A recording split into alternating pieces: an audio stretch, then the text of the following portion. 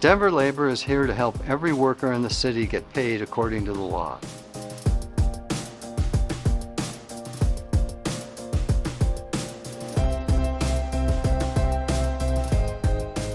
Our Denver labor work has grown significantly in the past 3 years.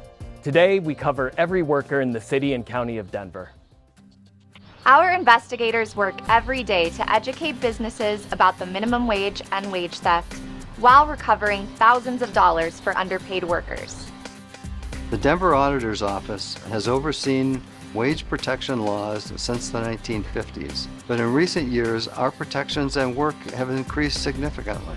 The first wage law we enforced was the prevailing wage. This law protected construction workers on city projects, including electricians, laborers, carpenters, maintenance and repair, to name a few. But it only applied to city projects. Construction workers on private projects were not protected. In 2019, the city debuted its first $15 per hour contractor minimum wage. This wage guaranteed at least $15 per hour for a number of jobs on city projects and property, which weren't already covered under the prevailing wage. Soon after that, in 2020, the citywide minimum wage took effect. For the first time, every worker in Denver had to be making at least Denver's minimum wage, which was higher than the statewide minimum.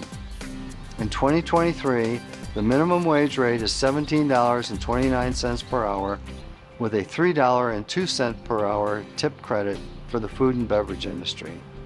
New this year, the City Council passed the Civil Wage Theft Ordinance. Under this new law, we can now protect every worker in the city, even if they are making above the minimum wage. Civil wage theft is the failure to pay workers the full wages to which they are legally entitled. If a worker was promised a specific wage rate, or if an employer fails to pay overtime or makes people work off the clock, those are examples of wage theft. Denver's civil wage theft and minimum wage laws apply to work performed within the boundaries of the city and county of Denver, regardless of where an organization's main offices are located.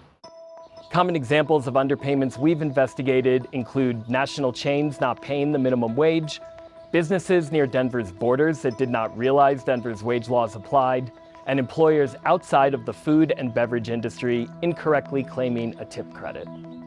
Here are some examples from my Denver labor team of successfully closed restitution cases. This year, a Denver hotel posted a parking job online that was advertised below Denver's minimum wage. We proactively investigated the hotel's ownership group and worked with the employer to identify 52 underpaid valets, porters, and bellhops at 7 Denver hotels. We recovered more than $56,000 for them. In another case this year, we received a complaint through our website regarding a local bar. We recovered nearly $41,000 for 49 workers at the bar.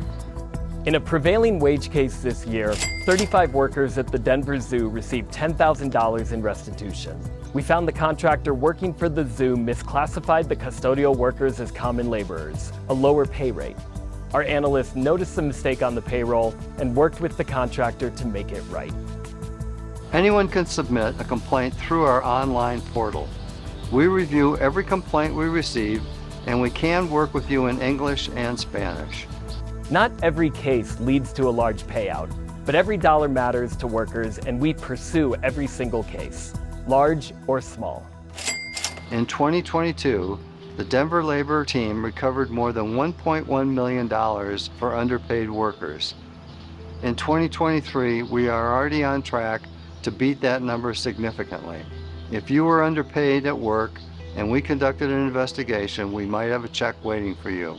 Visit our website at denvergov.org/denverlabor to see if your name is on our list and to read more successful restitution stories.